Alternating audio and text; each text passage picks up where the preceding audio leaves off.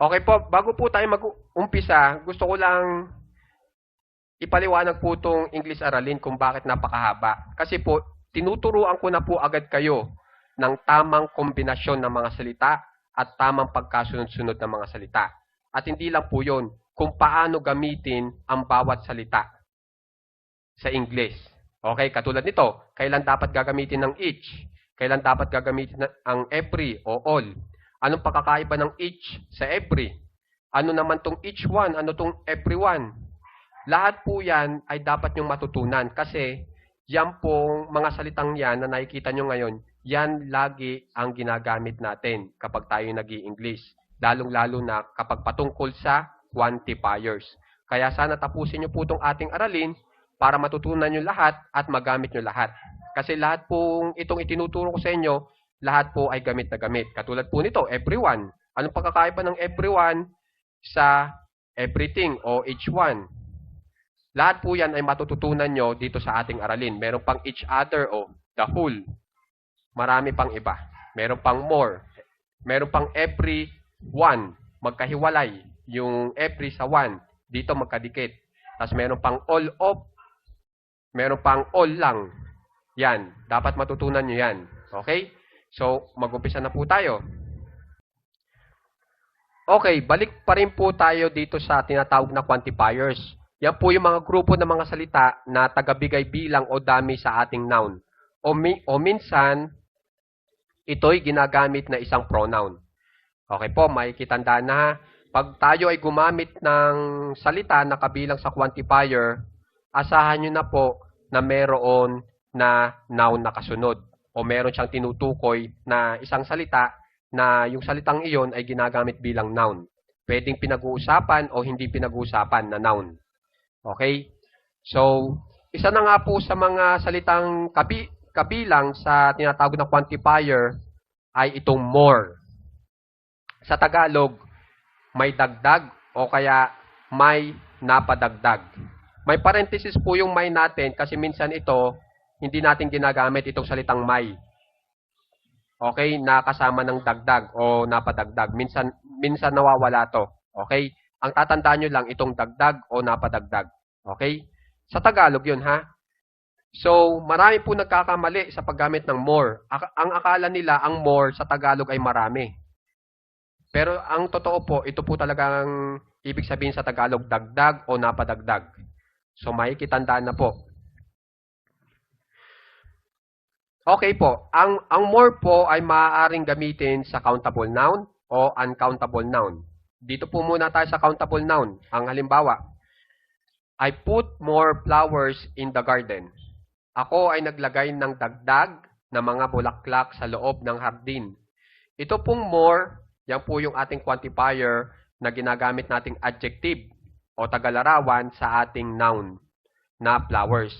Bali, itong flowers po natin ay hindi pinag-uusapan. Object noun po yan. At yan ay natalakay ko na rin sa mga nakaraang English aralin natin. Kaya kung hindi nyo pa alam, sana pag-aralan nyo po muna yon para mas madali nyo pong maintindihan sinasabi po ngayon. Okay? So, kung mapapansin nyo, yung more, ang kasunod ay isang noun. At yan ay flowers, mga bulaklak. Yung more natin dito ay dagdag. Okay? So, ganyan ang paggamit ng more. Pagkatapos ng more, isusunod mo lang yung kanyang tinutukoy na noun na kayang bilangin. Di ba ang bulaklak kayang bilangin? So, yan ang ating halimbawa. Dito naman tayo sa paggamit ng more kung saan ay yung tutukuyin niyang noun ay hindi kayang bilangin. Dito po tayo sa baba. More coffee please. Padagdag ng kape pakiusap. Yan. Itong coffee, hindi po yan kayang bilangin. Tinuturing po yan na uncountable noun sa English.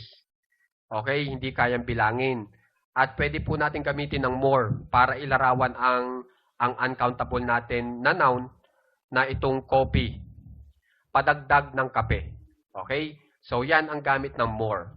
Okay? Ibig sabihin dagdag o napadagdag. Okay? At yung more, maaaring gamitin sa affirmative, negative, at question. Kung hindi nyo pa alam yan, panuorin nyo po yung mga nakaraang English aralin natin kasi sunod-sunod po yan. Okay? Pag yan ay na-master nyo lahat, talagang mabilis po yung magiging pag-unawa nyo sa kada aralin na meron tayo. Okay? Sa mga bagong aralin. So may kitandaan na po, ang more ay kasama sa kabilang sa tinatawag na quantifier at ginagamit nating adjective dito sa araling ito. Okay? Ngayon, alam nyo na ang more, dito naman tayo sa tinatawag na each. Quantifier pa rin po yan, kabilang sa quantifiers. Sa Tagalog, bawat isa. Pwede sa affirmative, negative, at question. Okay? Ang each po ay ginagamit natin na adjective. Okay? Tapos ang kasunod ay singular countable noun. Okay? Alam nyo na yung ibig sabihin ng singular ha? Pang-isahan na bilang ha? Na countable noun na kayang bilangin. Okay? So ito ang ating halimbawa. Each man. Yang each man, tama po yan. Kasi yung man, yung spelling ng man ay M-A-N. Ibig sabihin, singular lang yan. O isang tao lang yan. Tapos, countable noun. Yung man po ay kayang bilangin. Yung tao ay kayang bilangin. Yung isang tao ay kayang bilangin. So, tama po yan. Yung kombinasyon na yan, yung each man. At ito po yung mali. Each man. Kasi pag sinabi nating men, maraming lalaki. Maraming lalaki. Eh di ba ang batas dito, dapat ang kasunod ng each ay nakasingular. Isang bilang lang. Eh dito marami. Kaya mali. Kasi yung noun natin na countable, naka-plural form. Oo nga, naka-countable yung ating noun. Pero pagdating naman sa form, doon siya nagkamali. Plural, hindi singular. Kaya itong each man, mali. Kaya kung sino man sa inyo na gagamit ng each man, alam nyo na. Di ba? Mali. Isa pang halimbawa, each car, tama po yan. Ibig sabihin, bawat isang kotse. Okay? Pag dito naman sa each cars, kung saan yung cars ay naka-plural form, maraming kotse, mali po yan. Bawat isang maraming kotse, parang ganun. O bawat isang mga kotse. Diba sa Tagalog mali rin eh. Diba? Dapat bawat isang kotse. Yun lang po. At ito nga yun yung each car. So may kitandaan na ha. Mabilis naman matutunan, diba? Ngayon naman, kung gusto nyong gamitin po itong each o bawat isa para mabilang po yung hindi kayang bilangin, katulad nitong uncountable noun, iginawa ko na rin kayo ng format o pattern. Each muna, tapos ang isusunod nyo ay singular countable noun. Na itong singular countable noun na ito, dapat ay yan po yung gagamitin natin para mabilang ang ating uncountable noun. At para mabilang po yung ating uncountable noun, ang mga salitang ginagamit natin ay tinatawag na measure word. Na ipaliwanag ko na rin yan. Okay? Pagkatapos po ng measure word na isang singular countable noun, ang isusunod nyo ay of. Tapos sumunod pa yung uncountable noun na gusto nyo bilangin. Okay? Dito na po tayo sa ating halimbawa para mas maunawaan nyo na maigi. Each glass, ang bawat isang baso, tapos yung of po, yun yung NG sa basong. Parang ganito po yun. Ang bawat isang basong, yung NG sa baso, ay yan po yung of. Ang bawat isang basong tubig, yun po yun. Yan po ibig sabihin niya na nitong each glass of water. Ang bawat isang basong tubig. Okay? Kung mapapansin nyo doon sa ang bawat isang basong tubig, nabibilang na po natin yung tubig sa pamamagitan ng baso. At yung baso po, yun po yung tinatawag na measure word. Kaya measure word kasi ginamit natin na pansukat doon sa uncountable noun natin na tubig. Okay po? Kaya pag ganitong ginawa nyo, each water, mali po yan.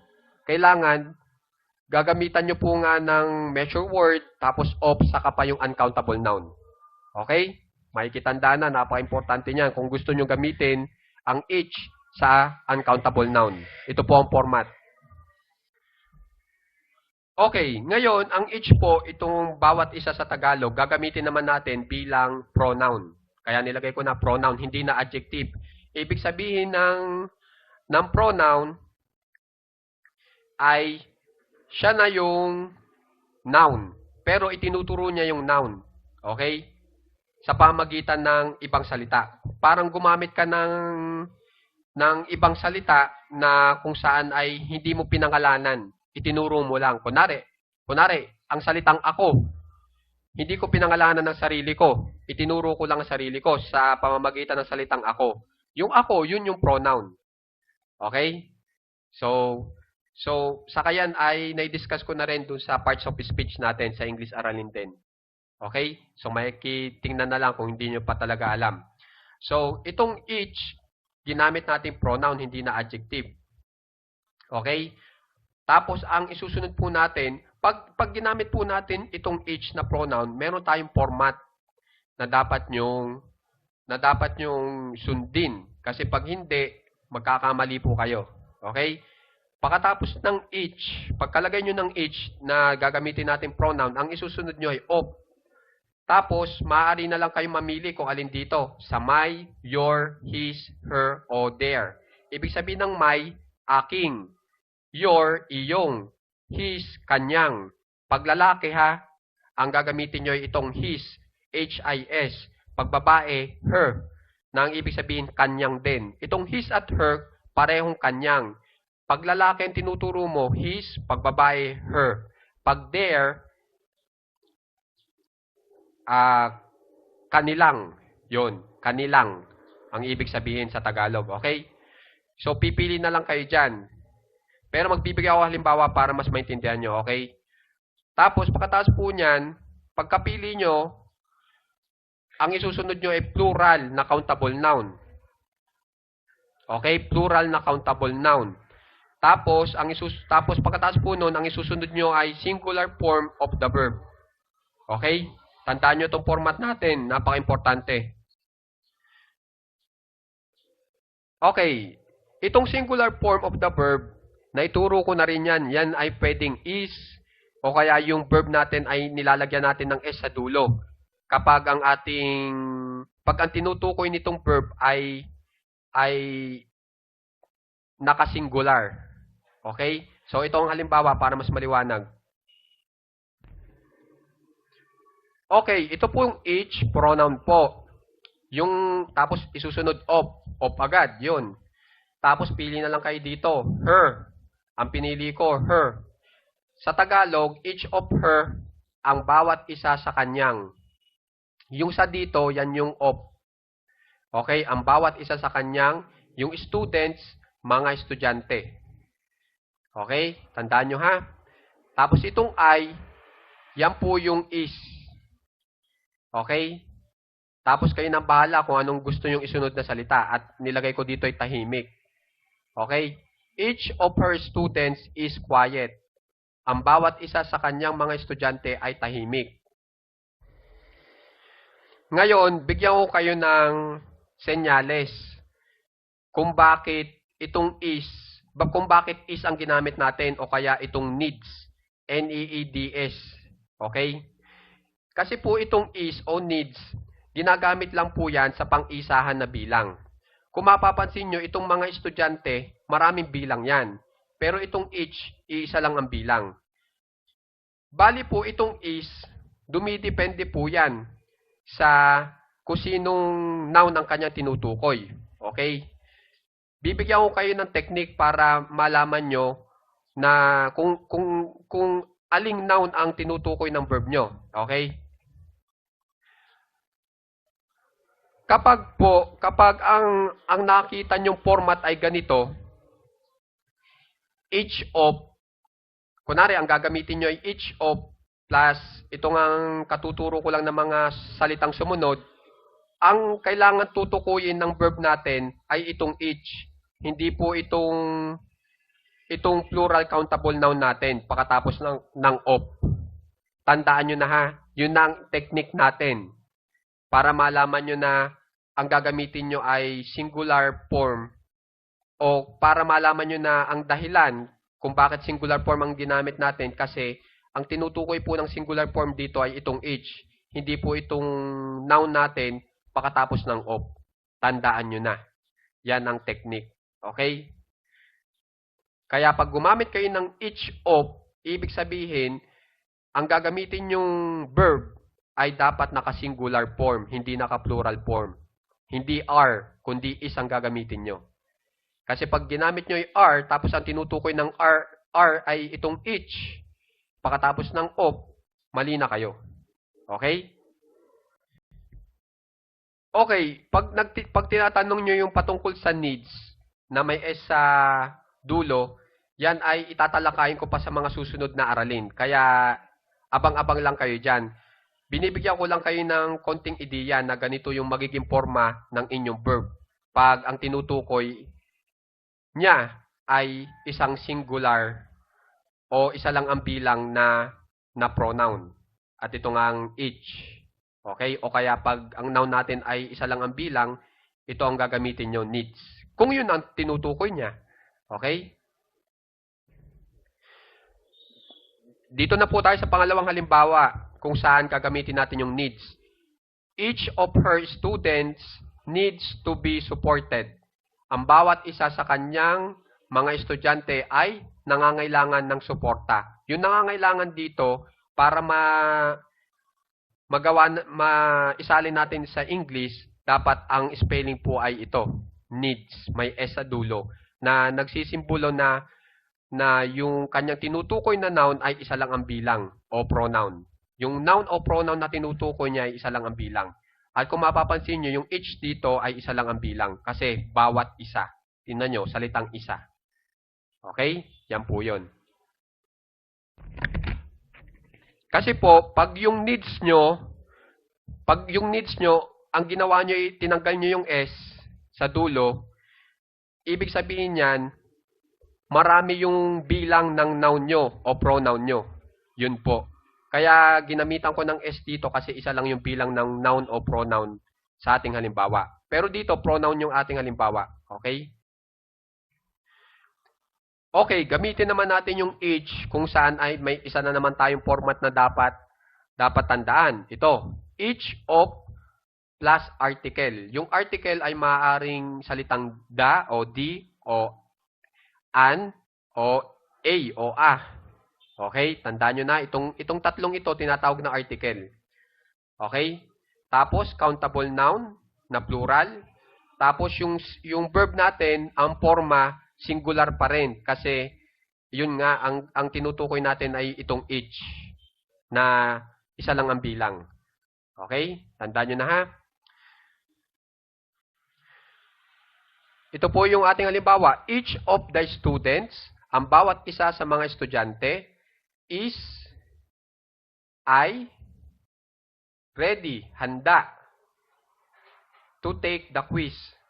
Handa na kumuha ng quiz. Yan. Okay, pag itong Tagalog na mensahe natin ito ay English nyo, ito mangyayari. Okay? So, tatandaan nyo lang po yung mga pattern natin at hindi kayo maliligaw. Kasi, ibig ko lang sabihin dyan, yung each of, pwedeng ang isunod natin ay alinman sa da, an, o a. Tapos, isusunod natin yung countable noun in plural form, tapos saka pa yung verb natin in singular form. Okay? Ito pa, meron pa ako isa pang format para sa each. Okay? Pero ang kaibahan po dito, yung each po natin ay hindi na pronoun. Adjective, balik adjective tayo. Kasi ang kasunod niya ay isang noun. Hindi na of. Tingnan nyo. Each, tapos singular countable noun plus of, tapos plus article. Yung article dyan, yung kasasabi ko lang, alin man dito sa tatlo. Tapos, pagkatapos ng article, plural countable noun. Alam nyo na ang plural countable noun. Tapos yung verb natin in singular form. Maaring is, needs, o has. Okay? Okay. Each child, ang bawat isang bata, yung each child ha, of, sa, gumamit tayong article, di ba ito? Pili ka tayo sa the, o D, o N, o kaya A o A. Pinili ko ay A. Diba? So, isang sa Tagalog. Tapos yung group, yung plural countable noun natin, grupo. Okay? Yung group. Tapos yung ating verb na dapat naka-singular form kasi ang tinutukoy niya itong each. Ito palang child. Okay, tandaan nyo ha. Pag yung each po natin, pag ang each natin ginamit nating adjective, ibig sabihin niyan, ang bibilangin po natin ay yung tinutukoy ng each na noun at yung child nga po. 'Di ba yung child ay isa lang? Isa lang yung child, kaya ito po yung tutukuyin nitong ating verb natin, okay? Kaya ang ginamit ko po dito ay itong learns. Okay? Ibig sabihin, natututong. Okay? Yung learns, may S. Kasi isa lang yung child. Okay? Tapos, to sing, kumanta. Okay? Kung mapapansin nyo, nakagawa na tayo ng mensahe sa English eh. Okay?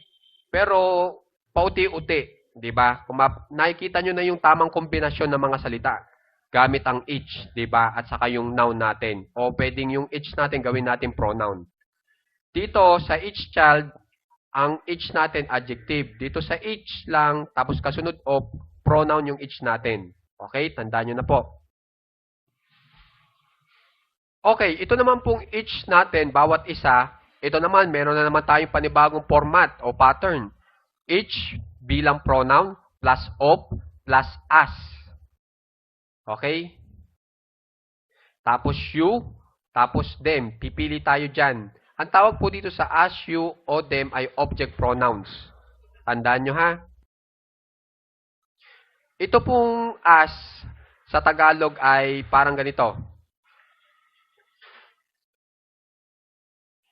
Ang bawat isa sa atin.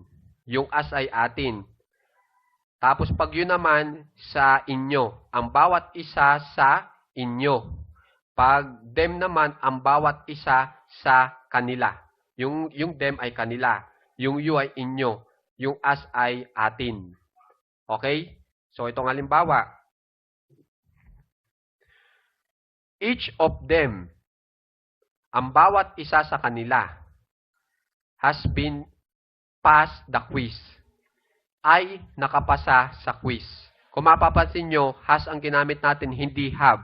Yung have, yung H-A-V-E, ay pangmaramihan ang bilang. Kung mapapansin nyo, yung H natin ay pronoun, tapos ang kasunod ay of, ibig sabihin, yung H ang bibilangin natin. Okay? Di ba ang H dito ay bawat isa? Kaya, ang ginamit natin na verb ay pang singular form. Kaya has. Okay? Tandaan nyo na ha, yung mga technique na yan. Para hindi na kayo maligaw. Each of them has been passed the quiz. Ang bawat isa sa kanila ay nakapasa sa quiz. So, tandaan nyo na rin itong format na to para sa each. Okay? Guys, ang tinuturo ko sa inyo ay tamang pagkasunod-sunod ng mga salita at kombinasyon. Kaya kung mapapansin nyo, paiba-iba tayo. Kanina, gumamit tayo ng article. Ngayon naman ay ito, object pronouns naman, alinman sa as, you, o them. Kaya kung ito ay may mamaster nyo nga itong mga English aralin natin, talagang gagaling kayo. At alam nyo naman po kung bakit, di ba? Okay, dito pa rin tayo sa each. Bawat isa pa rin. Pero gagamitin natin bilang pronoun again. Pronoun uli. Each of, tapos ang kasunod, maaaring ang mga ito sa pamagitan ng salitang this. Okay, this, ang mga ito sa Tagalog. O kaya those, ang mga iyon sa Tagalog. Pipili lang kayo kung this o those. Pag may napili na kayo, isusunod nyo yung countable noun na naka-plural form. Tapos singular verb. Ayun, ayos na po yun. O kaya, pwede rin mangyari ay hindi po kayo maglalagay nitong countable noun.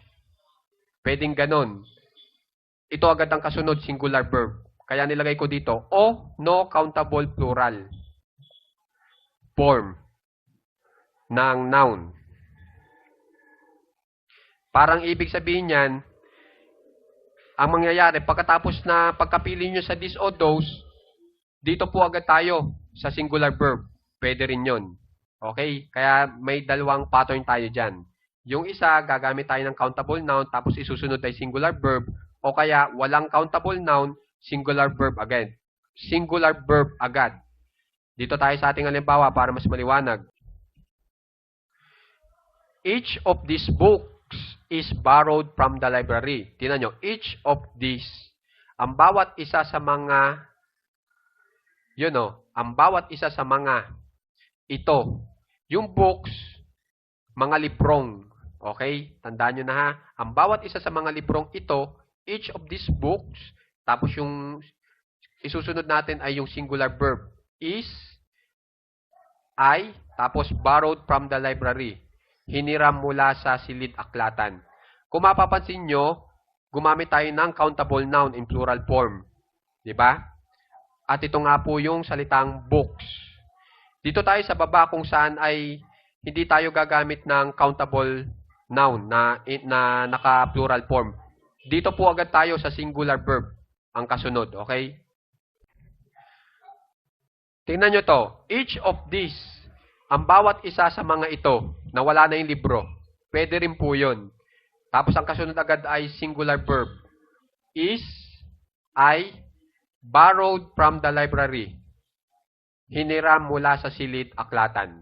So, meron tayong dalawang pattern para sa each. Sa paggamit ng each, paggamit kayo ng this o those. Okay? Tandaan nyo na rin. Okay, dito pa rin tayo sa each. Tingnan nyo naman, ang daming gamit ng each. Kung hindi nyo alam ang iba't ibang gamit ng each, paano kayo makakapag-English sa iba't ibang pamamaraan. Diba? So, dito naman, itong each na ginagamit natin pronoun, tapos ang kasunod ay of, pwede yan tumpasan nitong each one plus of. Pwedeng magkatumpas po sila. Okay? Tandaan nyo na ha? At dyan nyo makikita kung paano gamitin ng each one plus of. Diba? So, kung gumamit kayo ng ganito, ng each kung saan ay ginamit na pronoun plus of, pwede natin paltan yan nitong each one plus of o each one of. Okay? Tandaan nyo na. Okay, ito pong each one of, yung each po dyan, adjective. Yung one natin dyan ay pronoun. Ito ha, ito yung medyo nalilimutan ng lahat. Okay? Na yung adjective po, pwede rin pong mag-describe ng pronoun. Kasi di ba inilalagay ko laging noun, noun, noun, noun. Pwede rin po ang pronoun. Dito, ibinibigay ko na rin yung ideyang iyon. Na ang adjective, pwedeng ilarawan ang isang pronoun. Okay? At ito ngang salitang one. Itong one ay tinatawag na indefinite pronoun. Okay? So, ito po ang halimbawa. Each of these books, ang bawat isa sa mga librong ito is borrowed from the library. Ay hiniram mula sa silid-aklatan. Yung ito pong each one, pwedeng ipalit natin dito sa each of. Okay? Pero mangyayari dyan, each one of dapat. Okay? Yan. Papalitan nyo lang tong each of ng each one of. At ganun din pong ibig sabihin sa Tagalog. At saka sa English. Okay? Yun lang po ang gusto kong ibigay na ideya. Kaya alam nyo na paggamit ng each one of. Dapat gagamitin yung each one of kung pwedeng gamitin ang each of. Okay? Ngayon, dito pa rin tayo sa each, bawat isa. Dito naman, yung each, wala ng of na salita. Pero pwedeng alinman ang gamitin natin, each o kaya each one. Okay? Na kung saan po, ang kasunod po nitong alinman dito sa pamimilian, kung gusto nyo yung each o each one, ang kasunod po dapat agad ay singular verb. Okay? Kaya naglagay ako dito ng is o kaya plants. Okay? Ito ang ating halimbawa. So, pili na lang kayo kung alin ang gusto nyo. Each has their own decision. O kaya, each one has their own decision. Sa Tagalog, ang bawat isa ay may kani-kanilang desisyon. Okay? So, pwede rin po yan, yung ganyang pattern. Tandaan nyo na lang po. Ngayon, balik naman po tayo sa each. Okay? Limutan nyo na muna itong each one. Yung each po, pwedeng makasama ng tinatawag na object noun. Pag sinabi nating object noun, noun po yan na hindi pinag-uusapan. Kasi may pinag-uusapan. Yung pinag-uusapan na noun ay subject. Pag hindi pinag-uusapan yung noun, object noun ang tawag naman. Na ito po ang pattern. Pagkatapos ng object noun, ang kasunod ay each. Okay? Ito na po yung ating halimbawa. They sell the furniture $1 each. Ibinebenta nila ang kasangkapan ng $1 bawat isa. Yung object noun po natin dito ay itong dollar. Dolyar. Kung saan ay, di ba ang subject natin dito ay itong day nila. Kasi sila yung gumagawa ng aksyon. Yan yung subject pronoun. Kasi itong day pronoun po yan, hindi yan noun. Subject pronoun. So, itong ano po, dollar natin, yan po yung object noun. Itong furniture, object noun din po yan. Pero kung mapapansin nyo, ang inilalarawan kasi ng each dito ay itong dolyar, hindi itong furniture. Diba? Tingnan nyo. Dolyar bawat isa. Okay? Ibig sabihin, bawat $1. Binaliktad ko lang para mas malinaw. Okay? So, yung bawat isa dito, ang inilalarawan niya yung dolyar. Okay? Okay, dito naman tayo sa every. Hindi na each. Every naman, bawat lang. Sa Tagalog, bawat. Pwede sa affirmative, negative, question.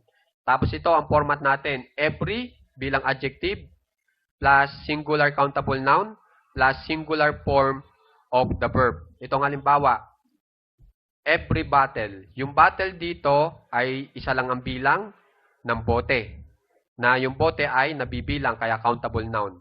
Tapos yung singular form of the verb, ayan, alinman sa is o needs. Okay, kaya every bottle is, o kaya every bottle needs, tama po yan. Okay? Pag ginawa nyo ganito, every bottles, may S yung bottle, ibig sabihin yan, gumagamit kayo ng countable noun in plural form, kung saan ay mali pag ipapareho nyo sa every. Okay? At mali rin itong kasunod, na are. Kasi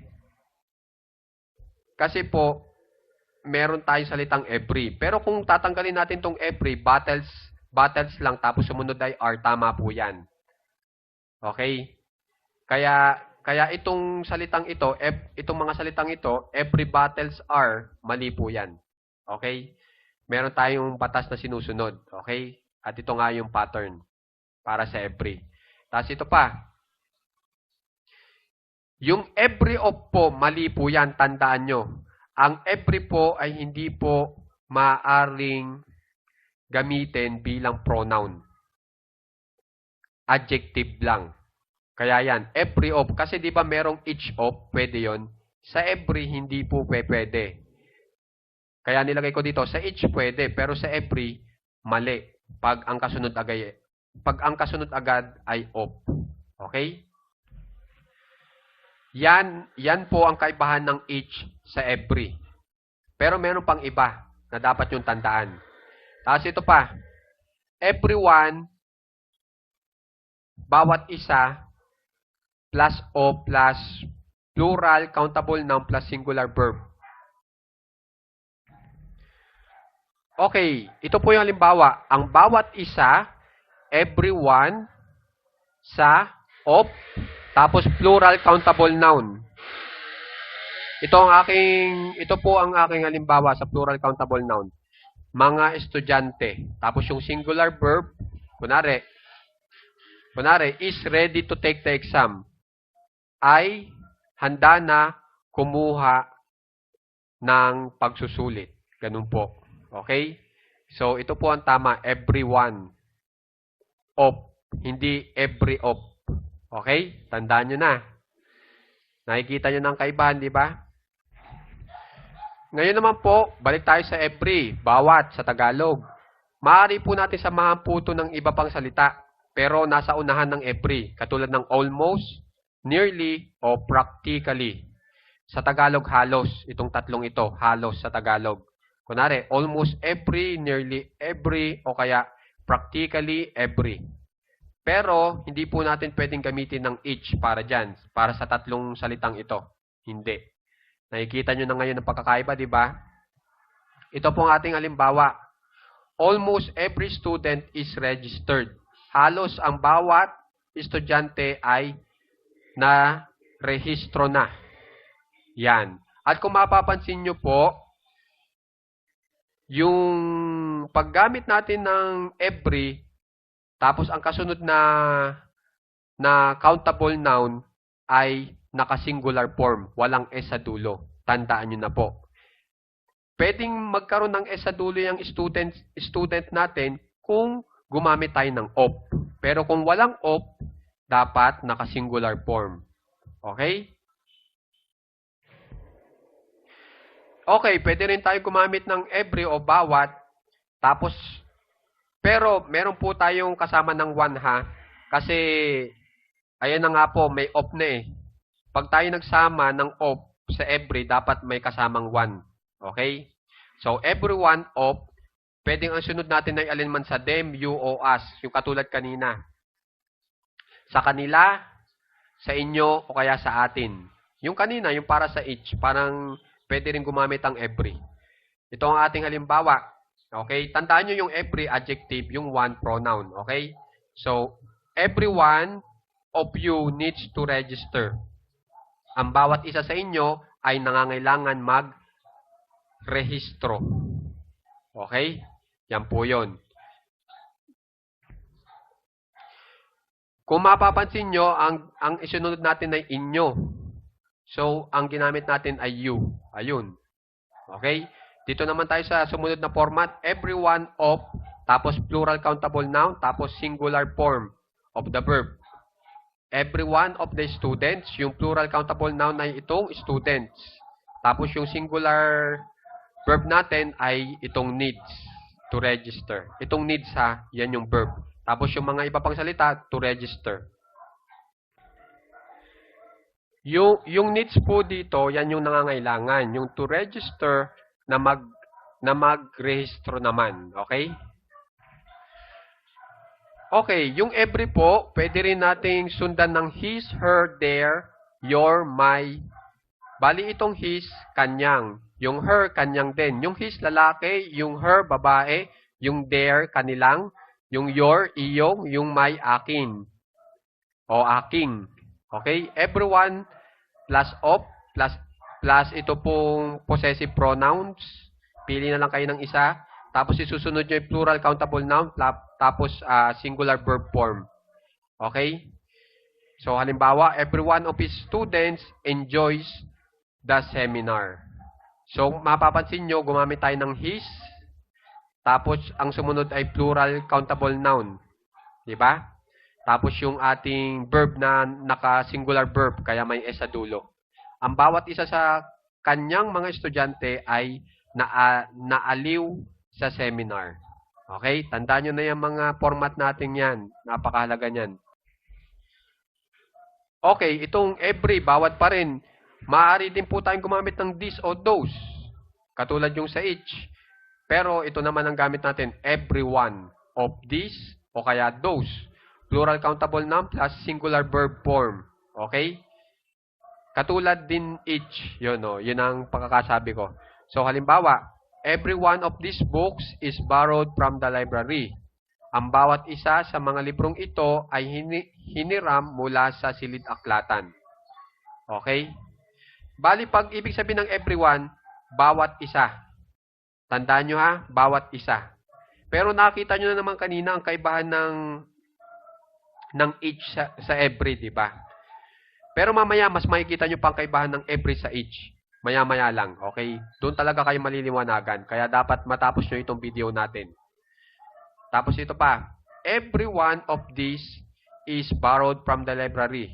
Di ba kanina, meron tayong countable noun, tapos sumunod ay singular verb. Ngayon naman, tinanggal natin yung countable noun, ang isunod po agad natin ay singular verb. Pwede rin po yun sa every. Okay, dito sa everyone. Every one of these is borrowed from the library. Ang bawat isa sa mga ito ay hiniram mula sa silid aklatan. Parang katulad din po doon sa each. Ang gamit nga lang po natin ay every at saka one na may space, hindi magkadikit. Okay? Ngayon, kung gusto nyo gamitin ng every para mabilang yung uncountable noun, pwede rin. Ito, every tapos ang kasunod na nga lang ang isusunod niyo na nga lang po ay itong countable noun na measure word, 'di ba? Plus of plus uncountable noun plus verb in singular form. Okay? Halimbawa, every bottle of milk has been sold. Ang bawat botelya ng gatas ay naibenta na. Kung mapapansin nyo, binilang natin yung gatas, yung uncountable noun, yung hindi kayang bilangin na bagay, sa pamagitan ng botelya na tinatawag na measure word. Okay? Na countable noun. Kayang bilangin. Okay? At kung mapapansin nyo, ang bottle natin ay walang S sa dulo kasi ginamitan natin ng every. Pag sinabi ng every, nangangailangan ng singular countable noun. Okay? Okay, ang every po, maaari ding gamitan ng article, katulad sa each. Pero ganito dapat ang format. Every plus singular countable noun plus of plus article, pili na lang kayo sa tatlo. Plus plural countable noun plus singular verb form. Okay? Every child of a group learns to sing. So, mapapansin nyo, singular countable noun yung child. Diba? Bata. Ang bawat bata. Tapos of, sa. Tapos article A ang ginamit, isang grupo. Group o grupo. Okay? Tapos learns, yan yung singular verb natin. Ay natutong. Tapos yung to sing, kumanta. Tatandaan nyo lang po itong ating mga format na to para tama yung pagkakagamit nyo ng every o each. Okay? Ngayon, tingnan pa rin natin yung pagkakaiba ng every at saka ng each. Ito na, dito nyo na malalaman talaga kung saan sila nagkaiba. Kasi halos magkaparehas, di ba? Tingnan nyo, yung every bawat. Tapos pag dinagdagan mo pa ng one, nagiging bawat isa. Tapos yung each, bawat isa. Di ba? So, dito natin malalaman kung ano talagang kaibahan nila. Ito pong every, tandaan nyo na ha. Ito na yung technique natin para malaman talaga. Ipinapaalam kung anong sitwasyon o aksyon ng isang grupo kung saan ang mga miyembro ay nagsama-sama para makapagbigay ng pare-parehong resulta. Tandaan nyo na po yan. Ito pa po yung isang definition ng every. Sa isang sitwasyon o aksyon saan sama-sama ang mga miyembro ng isang grupo ay nagkapare-parehas. Kapag yan ay sinagot nyo, every po yan. Tapos ang every po, ang ibig sabihin niyan ay maaaring bawat o kaya lahat. Okay, tandaan nyo na. Pagdating naman sa each, ito ang kaibahan ng each, isa sa kaibahan ng each sa every. Saang sitwasyon o aksyon ang bawat isang miyembro ng isang grupo ay nagkaiba-iba sa bawat isa. Tingnan nyo. Bali, ang each ang ibig sabihin ay bawat isa sa Tagalog. Okay, dito naman, gusto mong maipakita yung pagkakaiba-iba ng bawat isa sa isang grupo. Doon naman sa every, nagsama-sama yung miyembro para gumawa ng aksyon na pare-parehas. Magkakaparehas yung sitwasyon nila. Okay? Okay, ito yung halimbawa ko sa every. Every car is registered. Ang bawat o kaya ang lahat, Yung lahat, di ba, ibig ko sabihin dyan ay every, di ba? Basta bawat o lahat pwedeng every. Ang bawat kotse ay inirehistro o kaya ang lahat ng kotse ay inirehistro. Okay?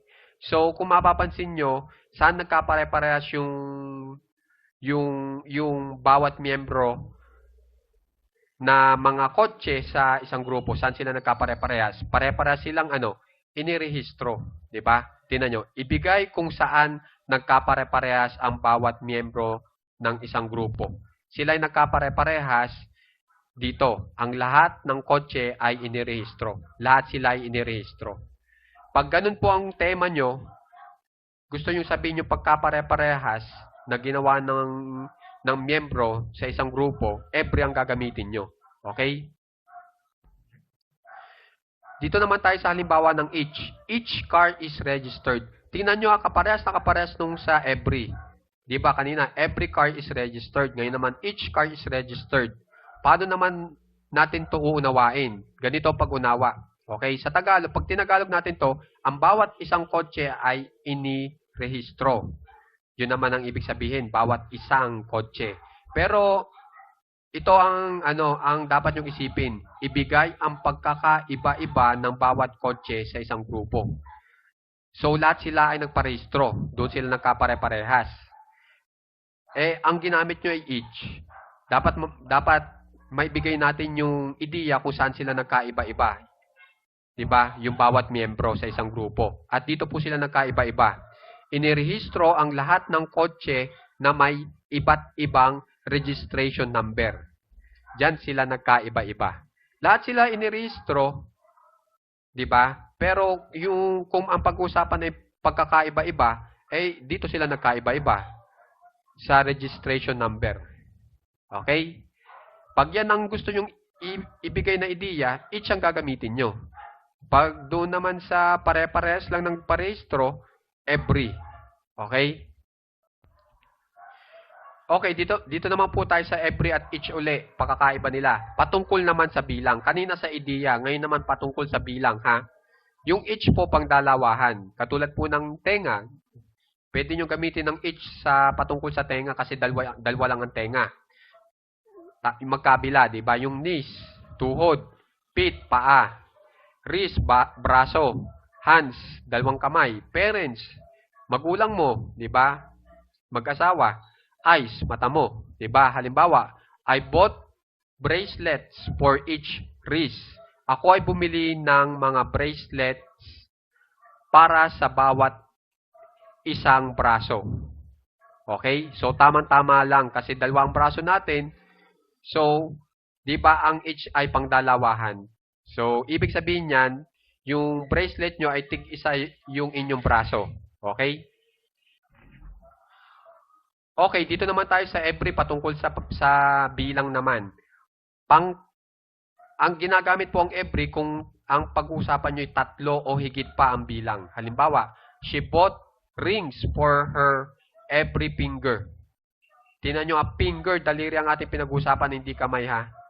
Siya ay bumili ng mga singsing para sa bawat kanyang mga daliri. Lagyan natin ng mga. Alam naman po natin, ang daliri ay higit sa dalawa. Diba? Kaya pag ang inyong tinutukoy ay higit sa dalawa, every ang gagamitin nyo, hindi each. Okay po? Tandaan nyo na, ha?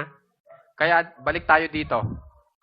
Kaya kung ang ginamit nyo po dito sa each natin para sa braso ay every, mali na po kayo. Kasi po ang wrist po natin dalawa lang na braso. Hindi naman tatlo ang braso natin, 'di ba? Dalawa lang, 'di ba? Yun po, diyan nyo po makikita ang kaiba ng every at each pagdating sa bilang. Okay, dito naman tayo sa paggamit ng all. Ibig sabihin lahat. Kaya mapapatanong kayo, di ba sir, ang every lahat din yon? Maya-maya lang ibibigay ko ang pagkakaiba ng all sa every. Pagpatungkol sa salitang lahat. Okay? Okay, ito naman yung format sa all. All bilang adjective. Pag ginawa nating adjective yan, ang kasunod agad ay noun. Pero dapat ang noun niya ay naka-plural countable noun, hindi na singular. Okay? Pagkatapos po niyan, plural verb. Maaring are, have, o need. Tingnan nyo, yung need natin wala ng S. Dati meron. Dahil, kaya nagkaganyan kasi all ang ginamit natin lahat. Pangmaramihan, hindi pang-isahan. Saka are, pangmaramihan yan na bilang. Have, ganun din. O have, pangmaramihan na bilang. Halimbawa, all children are happy. Yung kunwari, all children are happy. Pwede po yun. Okay? Yung walang da. O pwedeng maglagay kayo ng da. All the children are happy. Pag naglagay kayo ng da, parang ang ibig nyong sabihin doon sa inyong kausap, yung mga bata, kilala mo rin yun. Yung mga batang sinasabi ko. Okay? Yun ang ibig sabihin. Lahat ng mga bata ay masaya sa Tagalog. Okay? So, pag all children lang are happy, parang binibigyan mo lang ng ideya yung tao na may mga batang masasaya. Pero pag gumamit ka ng da, lahat ng mga bata ay masaya, parang ang gusto mong ibigay na ideya ay kilala mo yung mga batang sinasabi ko pag gumamit ka ng da o di. Okay? Tapos, pwede rin pong ganito. All of, tapos ang susunod natin ay adjective, tapos susunod natin ay yung tinutukoy ng adjective o inilalarawan ng adjective at yung noun nga po natin na naka-plural form. Naka-plural form po yung noun natin, ha? Na-countable noun. Tapos, yung verb po natin ay naka-plural form na rin. Tapos, kayo nang bahala kung anong gusto nyong isunod. Halimbawa, all of car parts are genuine. Lahat, yung of dito ay ng parte ng mga kotse. Itong car parts sa Tagalog, parte ng mga kotse. Yung are dito ay, ang ibig sabihin ng kasi ng genuine ay original. Yun po ang ibig sabihin nun, o tunay. Lahat ng parte ng mga kotse ay tunay. Yun po yun. Okay? O kaya pwedeng tanggalin nyo na yung adjective, yung car. Kung alam naman nung kausap nyo yung pinag-uusapan nyo. All of parts are genuine. Pwede rin. Okay? Ang pinatatanda ko lang po sa inyo dito, yung tamang pagkasunod ng mga salita. Okay? Pwede rin ang ilagay nyo yung all of the parts. O kaya all of the car parts. Pero ang gusto nyong ibigay na ibig sabihin doon ay alam na alam noong inyong kausap yung sinasabi nyo. Ganun po yon. Okay? Tapos po, yung all, pwede rin pong ang isunod ay ito. My, your, his, her, o their. Naituro ko na yan ha. Plus plural countable noun plus plural verb form. Okay? Halimbawa, all her classmates are smart. Lahat ng kanyang kaeskwela ay matalino. Okay? Okay, balik tayo sa all. Lahat. Dito nyo makikita na hindi po pwedeng gamitin ng every.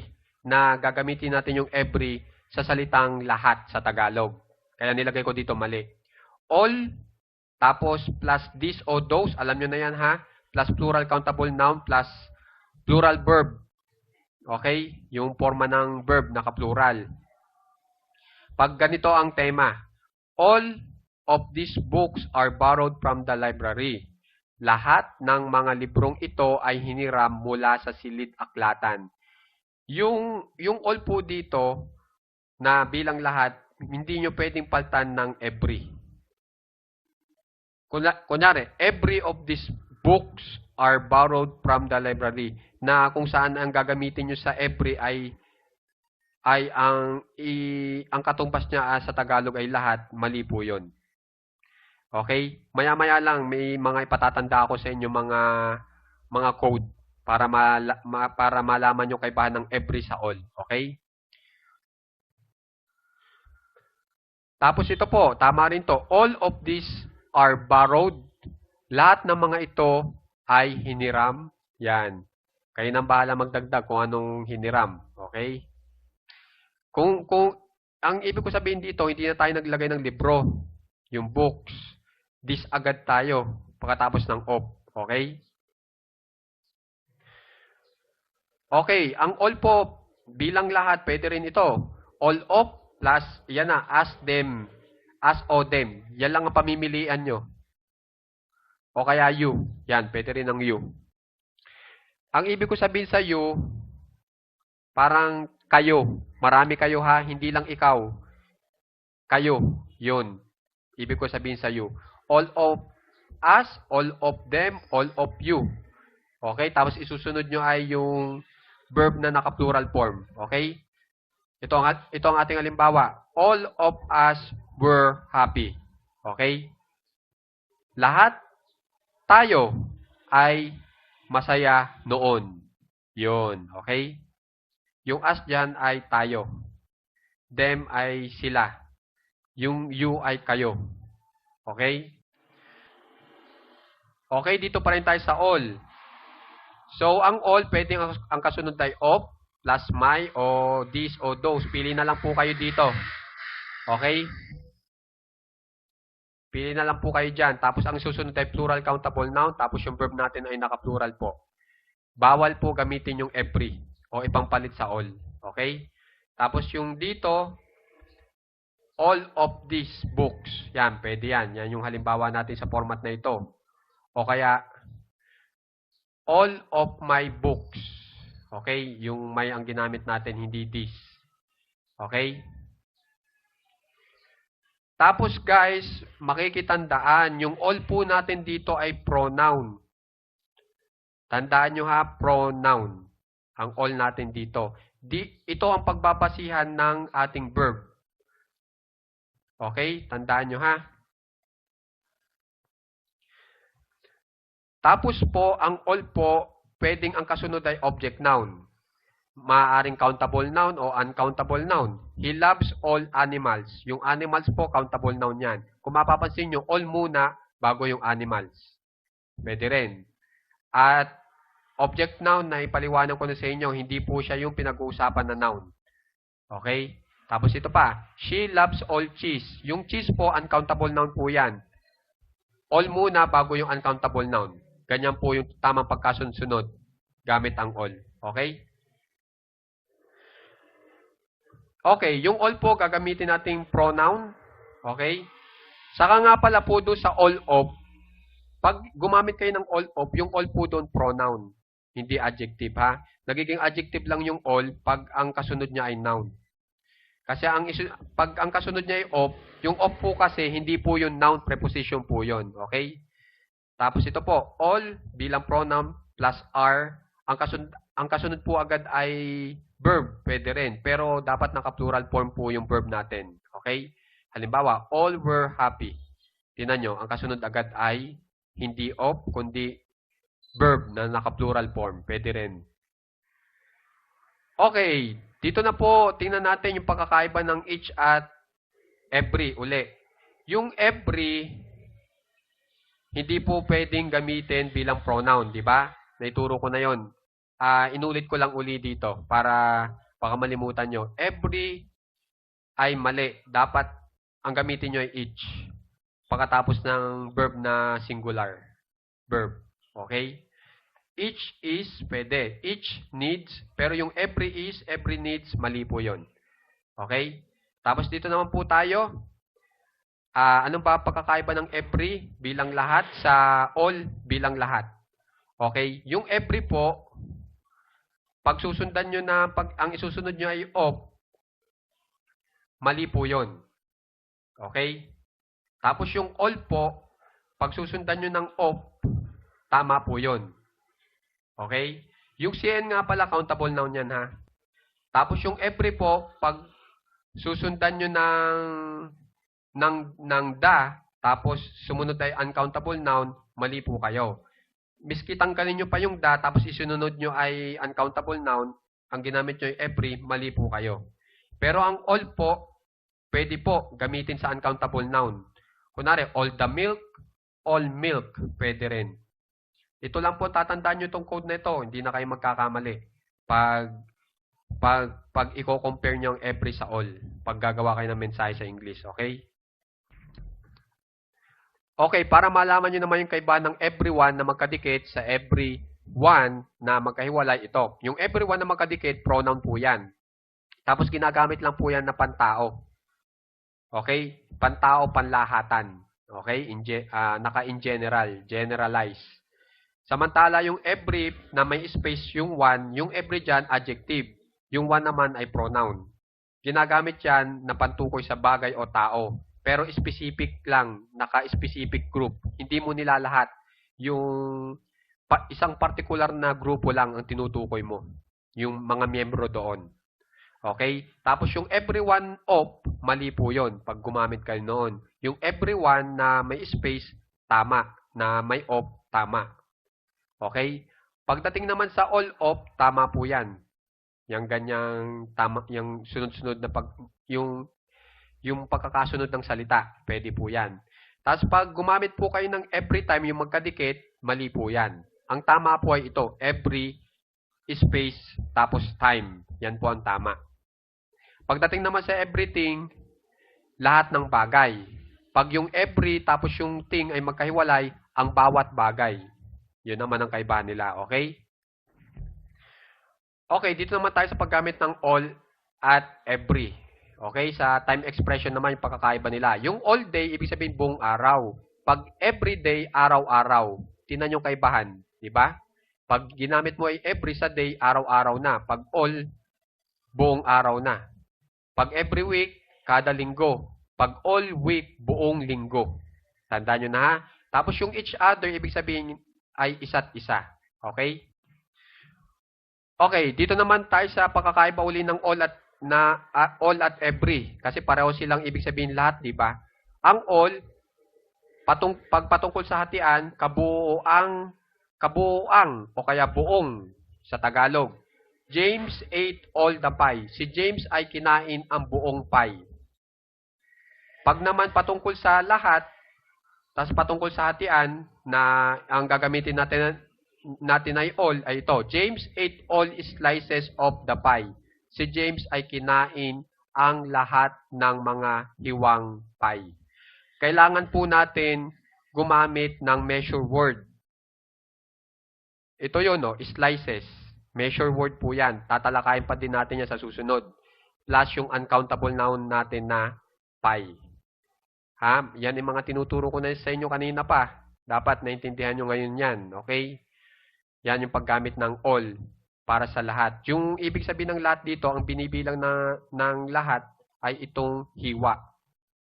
Okay? Hindi buo. Patungkol naman sa hiwa. Okay? Pag every naman, ay ito. Dapat gamitin nyo yung every kung saan ang bibilangin nyo ay uncountable noun sa hatian. Ang ibig naman sabihin sa Tagalog ay kada o bawat. James ate every slice of the pie. At tandaan nyo, pagkatapos ng every, yung ating countable noun dapat naka-singular form, kaya walang S. Tingnan nyo ito sa all, may S. Kasi ang all, ibig sabihin maraming bilang, kaya yung slices, marami rin ang bilang dapat. Okay? So yan, James ate every slice of the pie. Si James ay kinain ang kada hiwa ng pie o na pie. Kada. Yung isa lahat. Diba? Yan ang kaibahan. Makikitandaan na rin po ito. All days, may S sa dulo, lahat ng mga araw. Pag all day lang, walang S sa dulo, buong araw. Pag all the day, mali po yan. Para sa buong araw ay mali. Kasi ang paggamit ng da ay nagpapahiwatig na tinutukoy natin ay isang partikular na bagay o araw lamang. Okay? Tapos yung the whole day, tama po yan, buong araw. So, huwag kayo maglalagay ng da sa all day at magkakamali po kayo. Okay? Pwede po yan kung ang gagawin nyo ay all the days. Dadamihan nyo yung araw. Okay? Pero yung all the day, mali po yun. Okay? Maraming salamat po kila Sir Hat Papsi at kay Ma'am Helen Tanbongat from Bicol. Kaya hanggang ngayon tuloy-tuloy ako. Gawa nyo rin po. Iniisip ko yung na sana marami kayong matutunan at tuloy-tuloy ang inyong pag-aaral sa English. Sana mabuti ang kalagayan nyo po dyan. At maraming salamat nga pala po sa iba pang mga sumusubaybay sa ating aralin kasi napaka-importante po nito. Kita nyo naman po. Okay? Pasensya na po kung tumatagal. Gusto ko lang po kayong gumaling. Maraming salamat po sa mga nagsasubscribe, nagla-like, nag-share at nagko-comment sa ating channel. Good day po muli sa inyong lahat.